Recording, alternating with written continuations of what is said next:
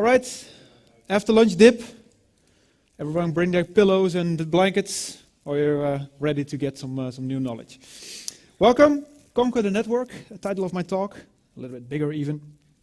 I want to talk about if you're building mobile applications, most of them will be using some kind of network resource, an API, resting somewhere on a server, maybe in the cloud.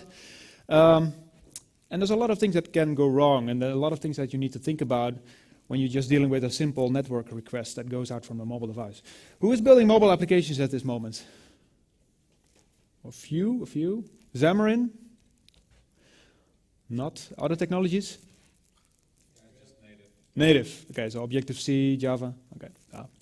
I'm going to use a Xamarin application as a sample, but I think a lot of the principles will apply with other applications as well. Of course, the solutions are pretty .NET and Xamarin specific, but you will see. So my name is Roy. I work at Xspirit, which is a consulting company in Hilversum, and we focus primarily on Microsoft technology. My primary focus is mobile, hence Xamarin.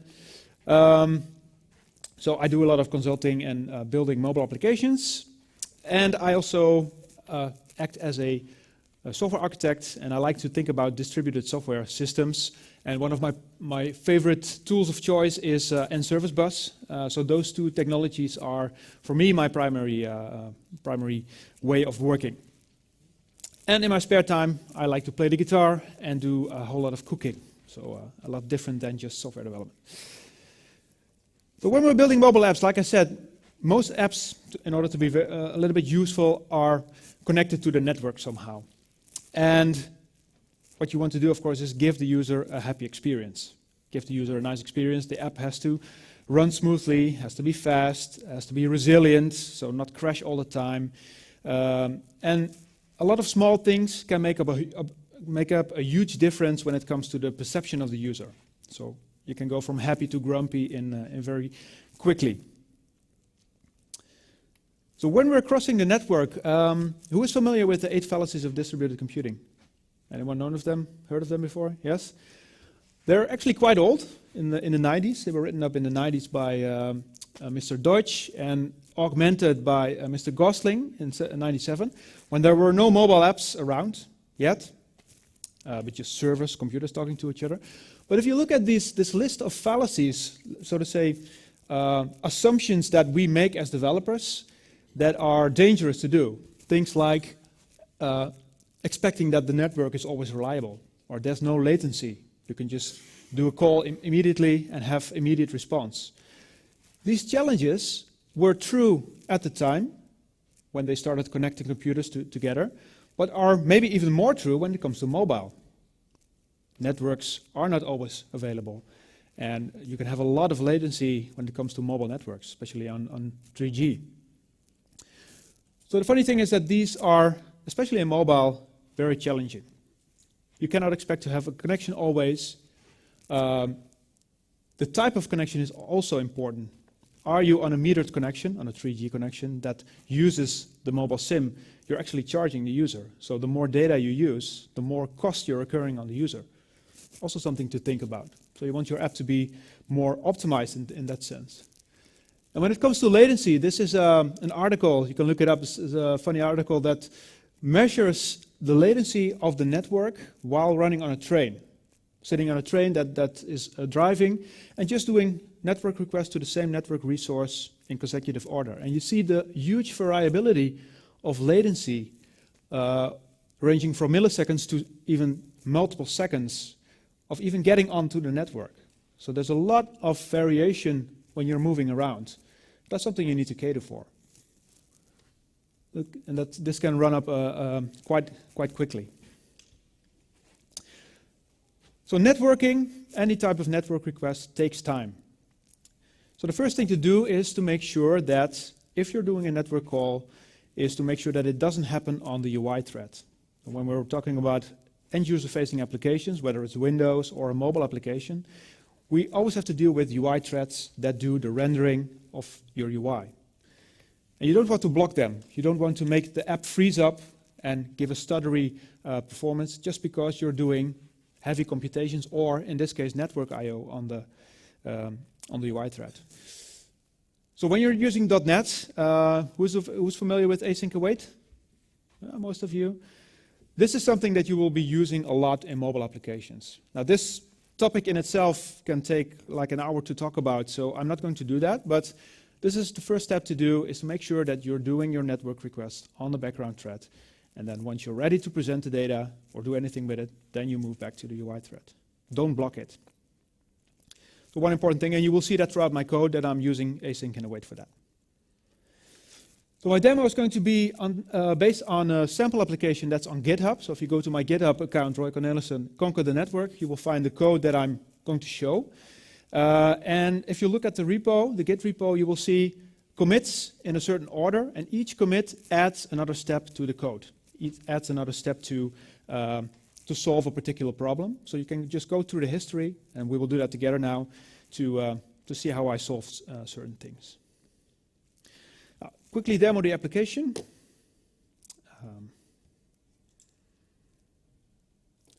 give you a sense what we're talking about.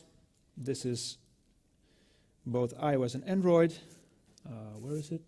Let's see.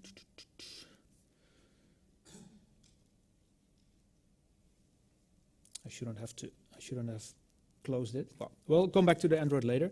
Oh, here it is. Good. So, simple application about conferences all over the world in different cities. And when you go to that city, you can say, well, I want to send a rating. This is a very good conference or not. And of course, I want to be able to view the schedule. A very simplified conference application. And the same on iOS. UI looks pretty familiar. It's built with Xamarin Forms, so it looks pretty similar all over.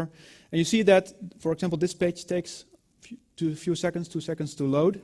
And I deliberately built in some kind of slowness into the server to simulate a slow network request. So you can see that actually data is coming in slow. So I built that in deliberately.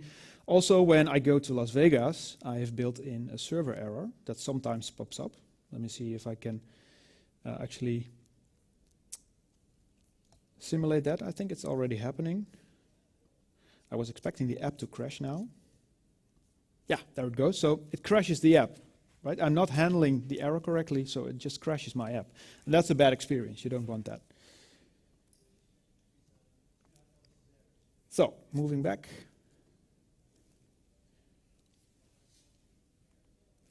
The architecture of the app, very simple.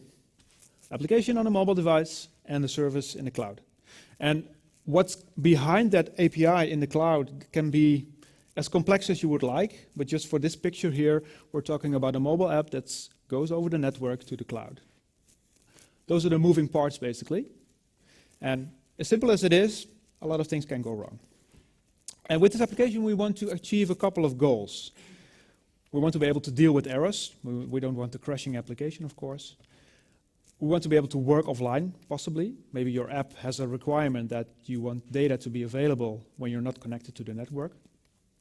There are a lot of situations, especially when you're building for companies that do field service, for example, that are going into locations that have a low reachability. You want data to be there on the device. This one I'm going to skip over, prioritize request in the sense of time, but I can point you to some nice resources for that. We want to have a speedy application, so we want network requests to be fast, we want results to be fast on the screen, so we want immediate response. And of course, we want to do as little coding as possible, because we're developers and we're lazy.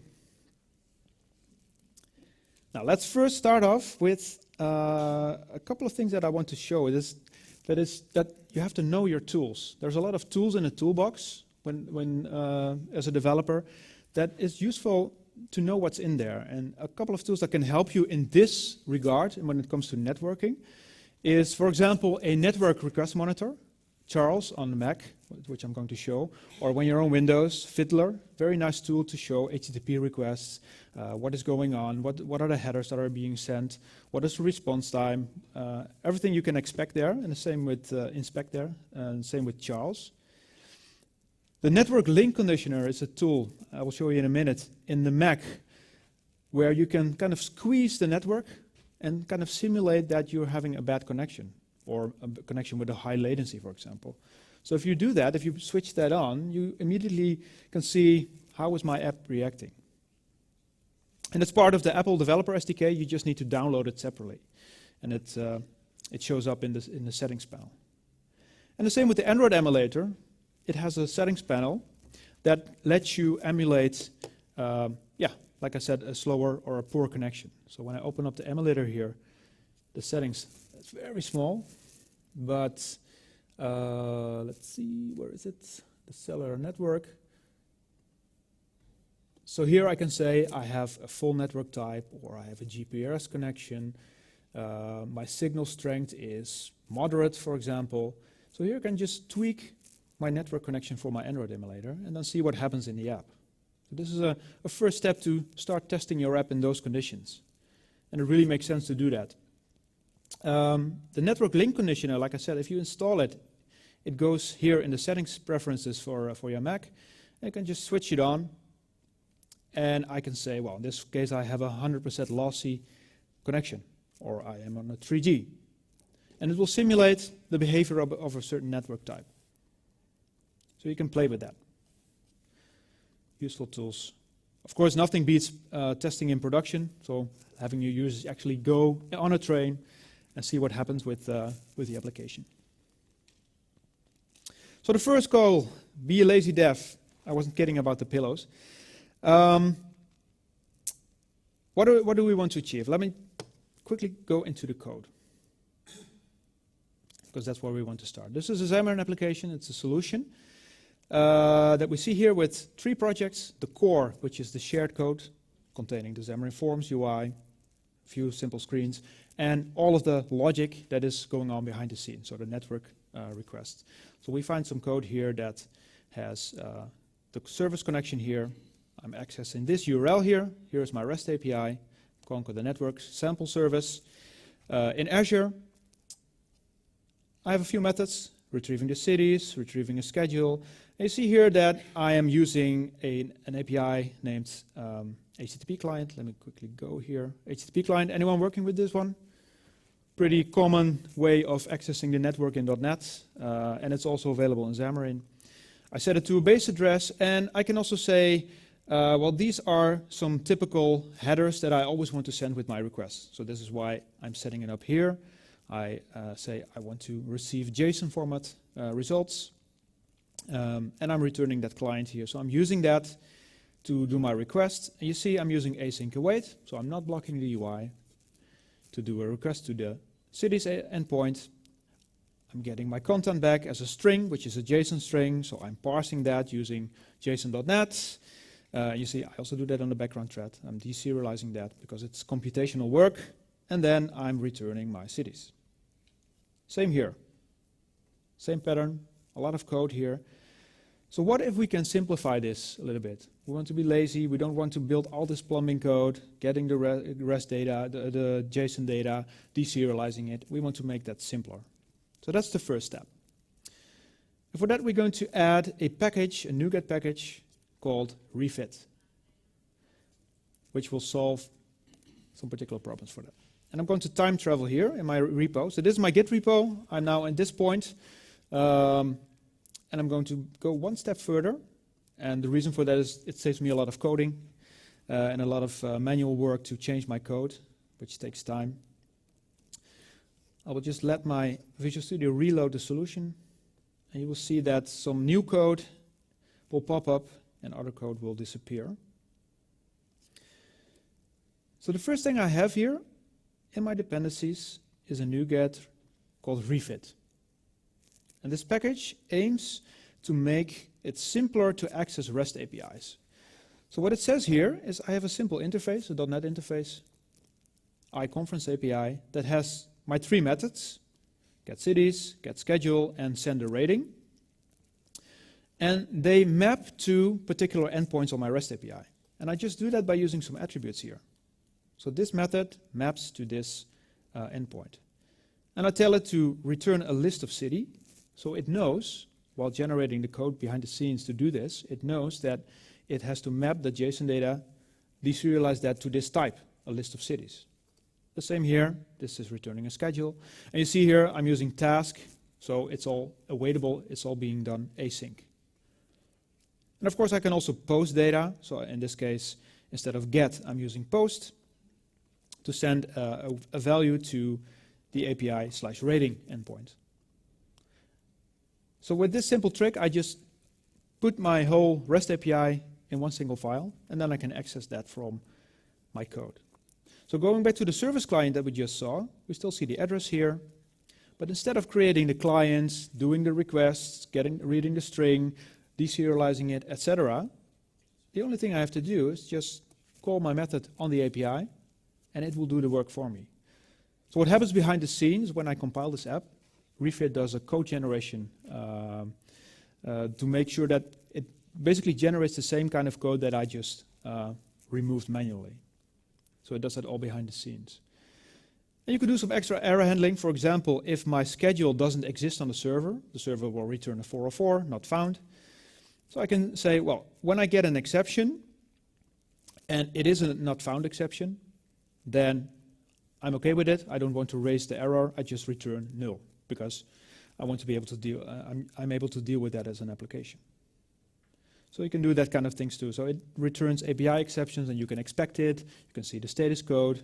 It does all the unwrapping of everything that goes on in the HTTP stack. So when I test this app, let me see if it compiles again. It should. It shouldn't have changed anything, basically.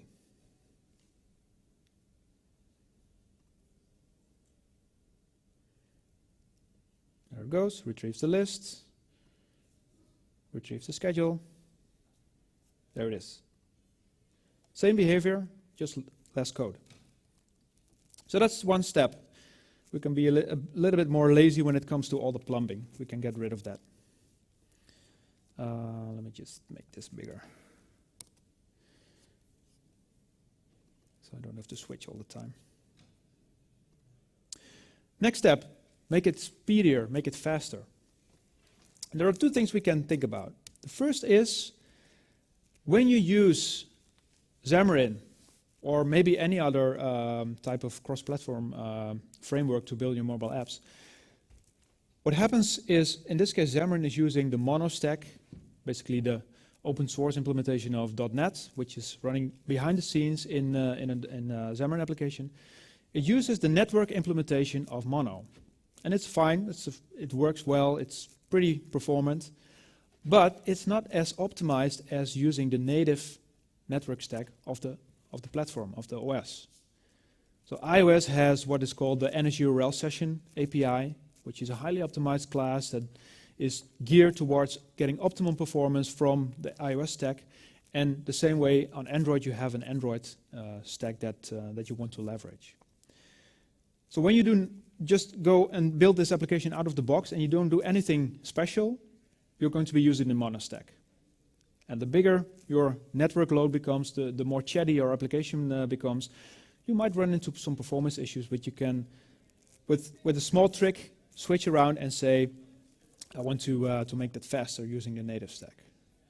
So this is what happens. Your application, if you look at the architecture, runs on the OS. You're using a network request that goes through the Mono stack, and it cannot be detected by the native APIs of the OS that you're using. So it cannot be optimized in the way that you want to. What you want instead is go and reroute your network request.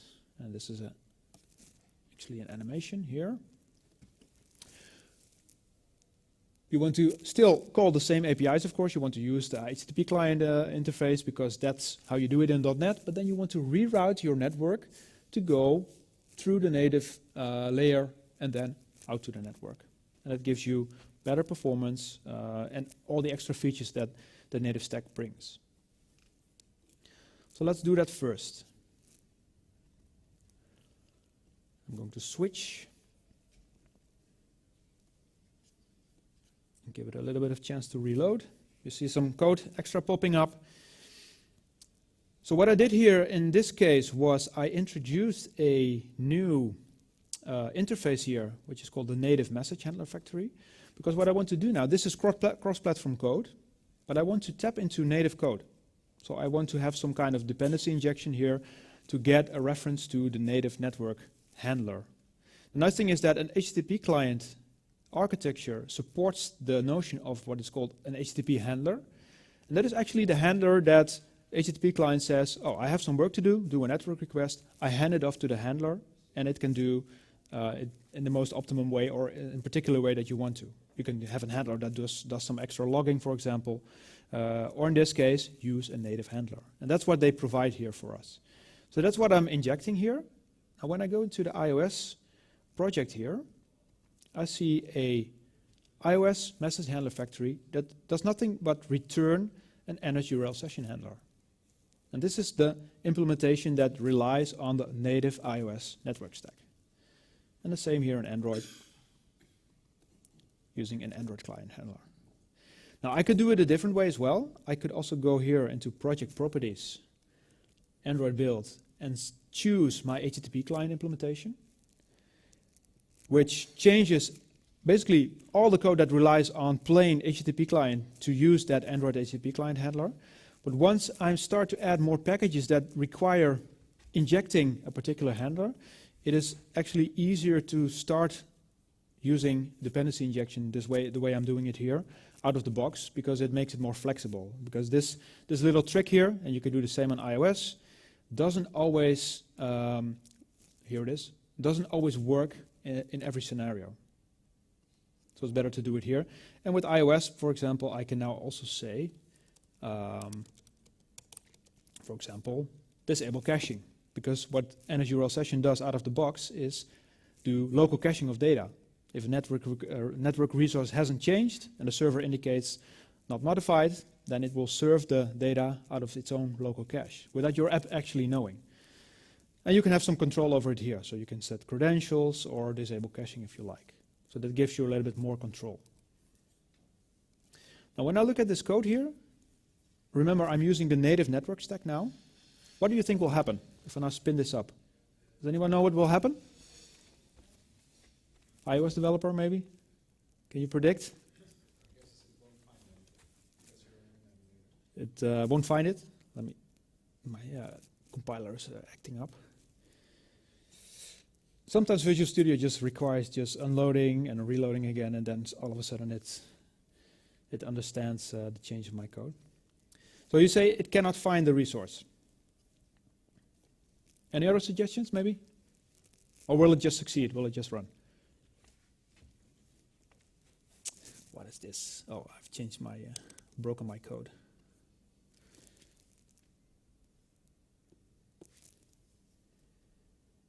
So, starts up. Remember, it does its first network request to get the cities, and boom, I get an exception here. What is this? The resource could not be loaded because the app transport security policy requires the use of a secure connection. This is actually an exception that comes from a whole very deep network stack trace here. Let me see if I can, there's not a lot to be discovered here. Oh, here. It's actually an NS error exception, so it comes way deep from the iOS stack, pops up to my .NET code here. So somewhere my native stack suddenly is throwing errors. And why is this? The error says, just zoom out, the error says that I have to use a secure connection. Now why is this? It's because Apple from iOS 9 and onward is requiring out of the box to use SSL. And if you don't want to use SSL, like I'm doing here, I'm doing just an HTTP request. Back to my service. I'm doing an HTTP request. First thing, of course, you should do is use SSL here. But what if you can't? You can make an exception. So now it just blocks my request because Apple is actually pushing you to use a secure connection. But when I go into my manifest file, my info plist, just quickly open this with a text editor. Come on. Here, Visual Studio Code. It's just a manifest file here that has some declarations. And I can add a key to it here to sort of trick this security policy. In this case, I say for the app transport security policy, I want to allow any type of load. In this case, HTTP is allowed. And I can play with it. I can set it for certain domains or certain URLs. But in this case, I say, I don't mind, just always allow HTTP requests. And if I switch this on, then you will see that the application is actually going to run. If my compiler is playing nice.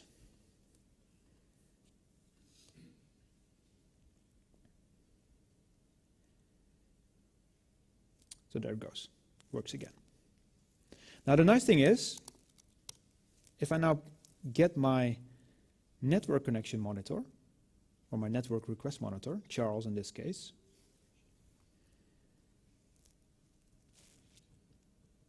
I'm using a trial version, so I'm a Dutch, so I'm cheap.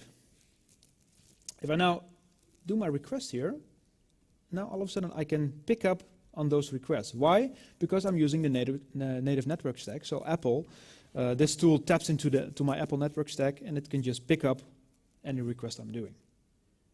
So if I were to use the mono stack, it won't see it at all. So I can inspect what is going out. This is a request to the cities API, 200 OK. I can inspect whatever is coming back. There's a bunch of JSON here.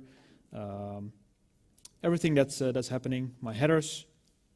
So the nice thing is now when I'm using this API here and I go to my schedule, so the first request is going to be just, let's see. Oh, it's already seeing here 304 not modified. So with my first request, it has sent what is called an E tag to my server, which is basically a hash of the contents, in this case a hash of the data that is in the schedule. And it's picked up on that E tag, and it just sends the E tag with my HTTP request. So it says when there is a difference, this is the last known E tag I had. Only if there's a difference, then I want you to return my results. So the server checks this and says, well, the data is still the same, so the result is 304 not modified. And you will see that the data is empty, the body is empty. There's only headers here. But still you're seeing data. And this is what the NSURL session API is doing for me. It just handles this out of the box, and I don't have to do anything in the app. And all of a sudden I have local caching on a very basic level in this case, and your server, of course, has to know about E tags, but this is a first step. Right? So there's a lot to be gained, and the performance of a native stack is considerably faster.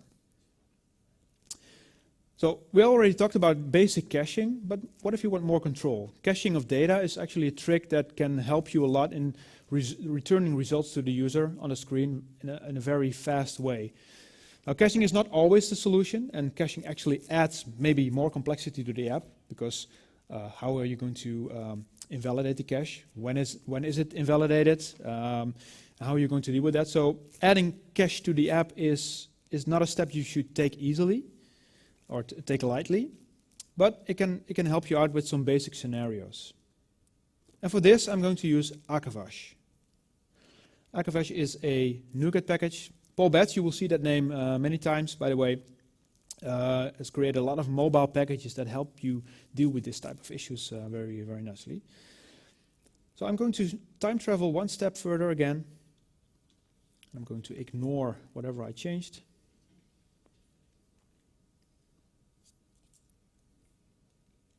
Let us solution reload. And you will see that a lot of NuGet packages or a lot of references will be added to my application now, including Akavash here, which relies on a couple of other NuGets to do its work. Now, Akavash is basically a key value store. You can put blobs in it and retrieve and put it there under a certain key, just a string. And what it uses under the hood is the SQLite database that is locally on the device. So it will just put the blob in the SQLite database, and it handles everything for you when it comes to the SQL connection. The thing is, you shouldn't treat it as a database as such, because like I said, it just puts the blob into the database. So if I have a list of cities, which in this case I'm doing here, so my service client is still the same, right? It's just returning my list of cities from the API. But when I go one level up in my application architecture here, my cities view model, you see that I'm introducing a cache layer here. So I'm instantiating the cache here, local machine, which is a particular location on the device, just the user directory in this case. The application data directory. And I'm using it to sort of act as a proxy to my API. So I say get and fetch latest. This is the key under which I expect my data to be in the cache, cities, and I can name it whatever I want. And when it doesn't find it, it has to go out and use this method here, get remote cities, async. Just notice it's just a call to my client here. And get the data, and then return it to the user. Now I can do some invalidation here. So it passes me a date time stamp that says the data in the cache is from this moment. Let's say an hour, maybe an hour old or 2 hours old. And I can do a calculation here and say, oh yeah, this data is stale, you need to refresh it, or it's still good. It can be a day old maybe. So I just do a little calculation here that when it's, in this case, older than 30 minutes, I want it to be fresh always. So I always want it to be fetched from the server. Or when I pull to refresh, so that's a deliberate action by the user, I want it to be forced to always refresh the data from the server. Right? So the force flag here comes as a parameter, it's just a Boolean, that is passed to me when I do a pull to refresh. So that's a simple cache invalidation trick. And then you see here that I'm using a subscribe method to deal with the results. So I'm getting a cities list here, and what I do here is just put it in a collection that is displayed on the screen. So this subscribe thing here comes from the reactive framework. Anyone familiar with reactive programming? No? It's very cool. You should check it out. Basically what it does, it turns around your programming paradigm. So when you're doing for example, you have a list of data and you want to show it, you get an enumerator and one for one you say, I want to have the next item. This is how an iterator, a for each loop, basically in C# works. And reactive extensions turns this around. It says, I have a subscription, and whenever something comes in, then you're being notified. So I don't have to wait, I don't have to pull. I say, whenever you have data for me, just give me a call. So this is what it does. So when I run this application using the cache, you will see that possibly multiple times I'm being fed with new data. Why is that? Because I may have data from the cache, but in the meantime it's going out to the network to request new data, and once that comes in, it also returns it to the caller. So in this case, this is my first call, so this is the data coming in. And you see now that the data is coming in from the server, so it refreshes again. So in this case, my data is from 1 o'clock, 48 minutes and 33 seconds. And when I close the app again and start it up, I'm expecting one call here. Yeah, correct. So it fetches data from the cache. It's not older than 30 minutes, so it doesn't have to go out to the network. Right? And you see that my data is still from the same timestamp. So this comes from local cache. No network request being done. But now, of course, when I pull to refresh, I say I want to deliberately get new data. It returns from the cache first, and then it returns the data from the network service. So this is what reactive extensions does. So imagine having to do that manual, right? First get it from the cache, return it, and then do another network request, and it becomes very hairy code. So this is the nice thing about reactive coding. And this is an example, but you can use it in many scenarios. So Akavesh also leverages that. So that's pretty nice. Like I said, don't use it as a database. I have a list here of cities. It's stored as a blob. Now, if you want to search through that list of cities, imagine that the application has to retrieve it, deserialize it from the database. You're doing the search in memory. So that's not very efficient. If you really want to do that, just use plain SQL, put it in a table, and that's much faster. So purely use this as a cache, as a blob cache, and then it's a very useful tool. And you saw that the response on the first launch was much quicker than just with the network request. All right, next step. You saw we skipped one from step 2 to step 3. That's because of time, because my session slot is a little bit limited. Working offline. Sometimes you want to make your app aware of not being online because you know that you have a buggy connection. And sometimes, like I said, it's maybe even a requirement because field workers have to go in basements or whatever. There's no connection there. So it's actually a feature of your app that it's able to work offline. So as you may have guessed, NuGet to the rescue. Another package comes in to help me deal with this in a cross-platform manner. That's the connectivity plugin, which is the next step in my history. So what does it do? Basically, it gives me an API. Quickly load up. Let's see here. It gives me an API, cross-connectivity.current, which is a singleton that's available for me. And I can ask it, am I connected? What's my type of connection? And the nice thing also is, if you look at my startup code here, I can also say, it has an event here, that whenever something changes in my connectivity, just warn me of it, give me a notification, and I can maybe switch off some network requests or do some other things, or maybe block some parts of my UI. In this case, I just say notification that will pop up. I can show you.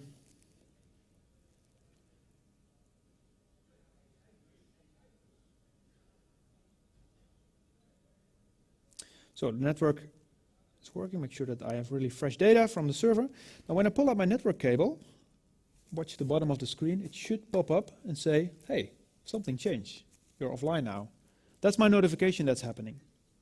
Now when I do this, I pull, it says, you seem to be offline, try again later. So you can prevent the network request from actually happening because you know you're offline. And this is a way you can deal with that pretty easily. So why bother trying to get a resource from a network that isn't there? So very simple interface, and you can use that to toggle behavior in your application. And it works, of course, in combination with something that is in the cache. So if you have something cached locally, you can return that instead of going to the network, for example. So this is how you can deal with that pretty nicely. Put back my network. Now, the nice thing is I have to restart my simulator because it doesn't pick up on my network coming back. Right, simple plugin that you can use for that. And there are several variants of this. This is one that comes from James Montemagno. There are a couple of different implementations you can find on NuGet. This one is pretty well maintained. Now imagine having to write that yourself, right? That kind of code to check the network detection. That's why I'm using all these NuGet packages, because first, the work has already been done for me. I'm switching my slides over. Right. The work has already been done for me, plus it does it in a cross-platform manner. So under the hood, it's actually checking against the native APIs to do that connectivity check. Right? It does it for Android, it does it for iOS, even on Windows. If you're still using that, not a lot of people, I guess. And then the final part, deal with errors. Like I showed you, I don't want to crash the application like I showed in the beginning. So going back to this architecture here. Pretty simple, but what could go wrong in this picture here? Well, a lot of things actually. First of all, your connection might be not available.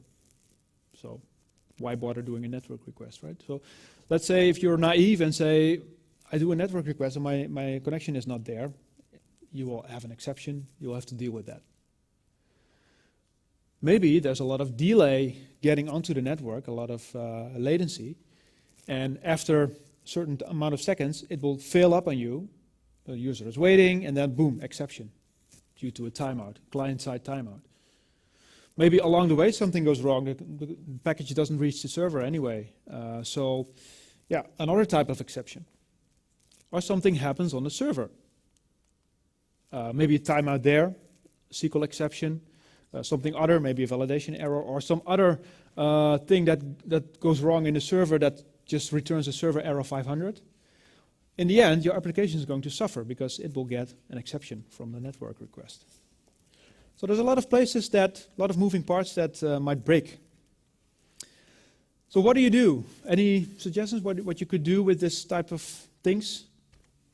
If you build applications, what could you do? Sorry? Make a nice exception handler. Yeah, with that we're going to see. But what should a nice exception handler do?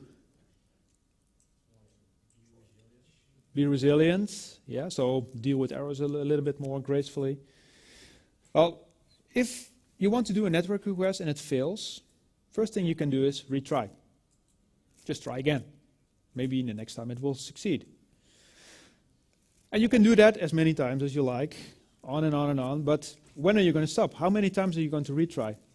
After a certain while, you can maybe conclude, it's so broken, it's no use doing this. And how often are you going to do that? Every second, immediately after it fails?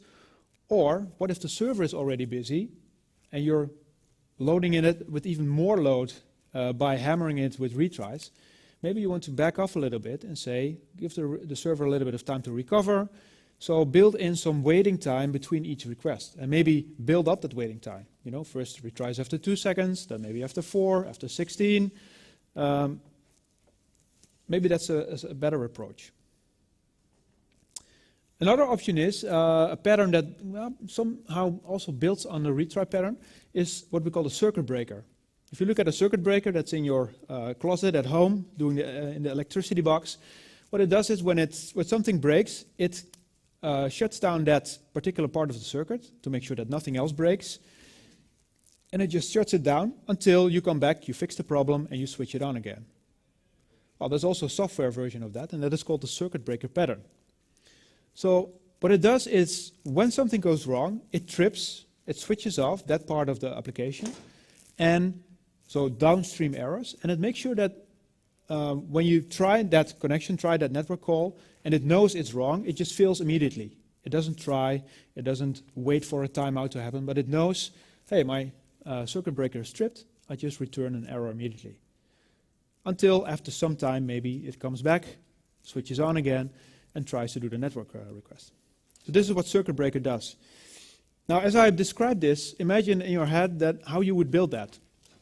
Building up times between retries, setting a policy that has a certain amount of retries, or maybe even a circuit breaker pattern. You can look it up and you can implement it. It's in pseudocode and a lot of Wikipedia articles on the internet. But imagine having to build that yourself. There's a lot of intricacies that you have to deal with. So that is where a library like Poly comes in. Poly is actually known from the Java world originally, and it's also been implemented in .NET. And it's a very popular library to do this kind of stuff. So I'm adding this to my application now, which is the final step, almost there.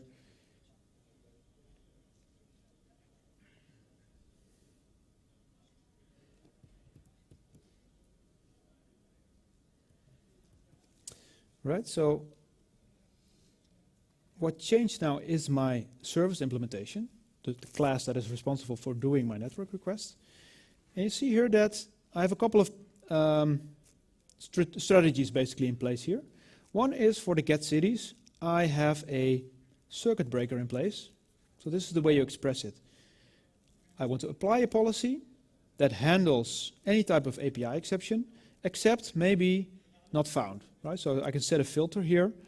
I can add a handler that inspects my exception. And in this case, when it throws a not found, then I'm okay with it. I don't want to trip the circuit breaker. But in any other type of error, network error, server error, whatever, I want the circuit breaker to trip. And I want it to trip after 2 failed attempts. So when it goes wrong 2 times, probably something's wrong, so I want the circuit breaker to switch on. And I want to do it for 1 minute. So after 1 minute, it comes back, retries, and then the whole policy goes into work again. And then the actual work being done, which is the actual network request, is wrapped here in my handler. Just do a call to the getCities API. And then just a couple of lines here, there's a whole lot happening that I don't want to code myself. So this is a circuit breaker. Similarly, I have a retry mechanism here that handles any type of exception, again, except not found. It does a wait and retry for a maximum of 3 times, and with an ever-increasing amount of waiting time in between. And you see I'm using a powers of 2, so it's what it's called, an increasing amount of time with, sorry? Exponential, thank you very much. That's what I meant. Exponential waiting time. And then again, this is my code that is actually being executed, the service call. And here's a retry as well for the rating. Now, like I said, I have kind of rigged my server a little bit to simulate an error sometimes in each 2-3 requests. It just does a random error. And this is to sort of illustrate the behavior of my policy, in this case the retry policy. Let's see if my monitor is still running. Yes, it is. So in Las Vegas, something is wrong. Let's see if it actually, now this time it goes well. Here it goes. So there's an error, there's another retry, and after some time it goes okay. Right? So this time after the second retry, it succeeded. But you see that the behavior of retrying it, here 2 times wrong, 3 times wrong, and now I'm actually expecting an error maybe. Not. Yeah, boom. This is my exception handler. I just dumped the whole stack trace on the screen. This is maybe not the most friendly way, but you see that after 3 times it actually returns the error. But it does the retries here. And this is 3 failed attempts on my network, but and you can do that how many times you want. With just a few lines of code, so that's very, very powerful. So if we combine all of this together, then you could say we tackled a whole lot of things basically in our application. One other thing to note, if you're doing a request that sends data to the server, for example a rating or maybe something more valuable even, something kind of form that the user enters and he presses submit and something goes wrong, what you don't want is to lose that data. You don't want the user to re-enter that data again because your application doesn't handle it correctly. So first make sure that you actually save that data, maybe locally somewhere, before you try and send it off. When the application crashes or something else happens, you're always able to recover from that later. So never lose any data. And that's something you need to deal with locally as well, but also applies on a server, by the way, that pattern.